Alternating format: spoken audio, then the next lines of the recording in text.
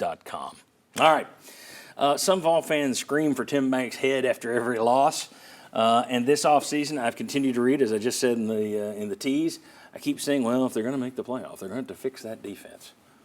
Okay. I'd seen enough, and I was like, let's just look at the numbers. Maybe I'm mistaken. But I feel like I'm on this other planet. Let's see if I'm right or wrong. So I went and looked at the numbers. Take a look at this. This shows you what the defense looked like, Tennessee's defense. Scoring defense, rush defense, pass defense, red zone defense, third down defense. You see it in 2021 when they first got here. Awful. 12th, 8th, 14th, 2nd, 12th, 13th. Then it got better in 2022. Then it's top 3 or 4 in the league last year. You are 3rd in scoring defense, 4th in rush defense. Your worst element is pass defense, which everyone acted was terrible. It's middle of the pack. 4th in red zone defense, 7th in third down defense. Okay, maybe I was on to something here. Maybe it isn't the defense that's the problem. In fact, let's take a look at the offense last year. This was the issue in my mind. Look at Tennessee's scoring in their 4 losses last year. 16 against Florida, 20 against Alabama, 7 against Missouri, 10 against Georgia, and look at the scoring offense by year. 39 points a game in his first year, 46 points a game in Heupel's second year. He was down 2 touchdowns last year. You guys can debate this with you. You can tell me if I'm wrong. But all the Tim Banks crap, they may go out and stink this year. It may be all on the defense this year. But going into this season, I don't think they have to fix their defense to make the playoffs. I think they have to fix their offense to make the playoffs. 100%. If you look at the opponent's yards per game that Tennessee had last year, Tennessee was ranked ahead of Florida State and Texas. They allowed fewer opponents' yards per game than Florida State and Texas, and Florida State's defense is what had them at a playoff point, right? Yeah. Texas was in the playoff. Tennessee ranked ahead of them. So, no, the defense wasn't the problem whatsoever last year. I realized that recently when I heard some national people talking about Tennessee's defense kind of gradually getting better or needing to still get better under Josh Heupel, and I realized I don't think the perception's caught up to the reality, and you showed it right there. Everyone still thinks of Tennessee as this high-powered offense, and they think of Tennessee as having a kind of mediocre defense with James Pierce. At best. James Pierce and not a whole lot else. They don't realize that with this veteran defensive line that we've talked about so much all offseason, Tennessee's been really good against the run 2 years in a row. They were third in the SEC last year against the run, or 4th, 3rd in scoring defense. They forget Tennessee beat Texas A&M in a 20-13 game.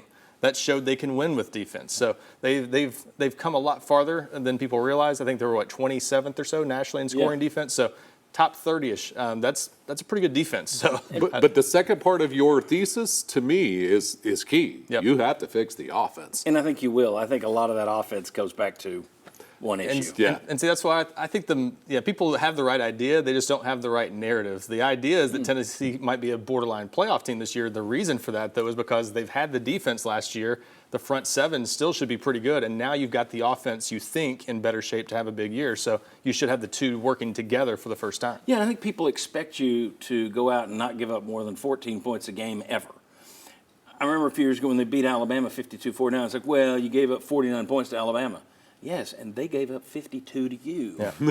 That's a victory. That's a win.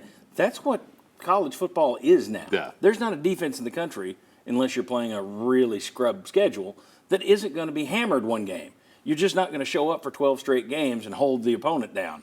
A lot of these teams, whether it's Nick Saban at Alabama or LSU, who Josh Heupel went in and put 40 on Brian Kelly's defense in Tiger Stadium a couple of years ago, these defenses aren't Oklahoma 1978, where, nobody scored on them in 6 weeks.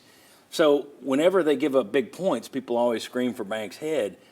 I just think the big picture, your defense has gotten better every single year. I think it's going to be decent this year. It's your offense, which is the selling point. If Josh Heupel, when he got here, we all knew the defense is not going to be the thing. It's going to be the offense. So you've got your defense playing better than I thought it would. It's your offense you got to get back on track. And last year was just a random deal compared to the rest of his year. It was the outlier compared to the rest of his years running this system, whether it was at Missouri as an OC or UCF or here. And I think we can trace it back to the guy pulling the trigger was the biggest issue. And not being able to go tempo with that, because otherwise, if you're not going, the same guy. Yes, he didn't like to go tempo or wasn't comfortable doing it. So then you'd run an offense that 100 high school teams in the state of Texas have been running for 2 decades. So, I mean, of course, if, lowest division Texas high school football teams know how to defend that, I guarantee you Nick Saban does. Well, I mean, we've talked about it before. That is, and it made people mad when it was taking off 2 years ago. Justin Hamilton, who was with us, former defensive coordinator, was talking about it's a simple offense. Like, how can it be simple? They're doing this. It's the speed that makes it Yes. tough. The offense is simple. It's the speed that makes it tough. And if you can't run it as fast as you want to, and if you don't have a quarterback who can hit the deep balls, which you didn't last year, with irony of ironies, that sets you back. But to me, all this talk about, well, if they're going to make the playoff, they better fix their defense. You better fix the offense. Go ahead. And I'm surprised people haven't picked up on this. Tennessee got some players from both sides of the ball in the transfer portal. All their big additions were on offense. Lance Hurd, Chris Brazzell.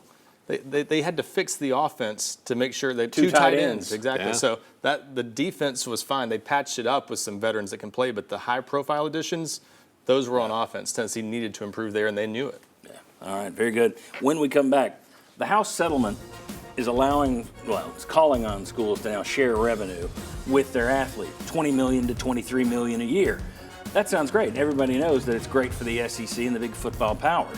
So why is one SEC coach crying? An SEC basketball coach. We'll tell you about weeping coaches next. Come on back.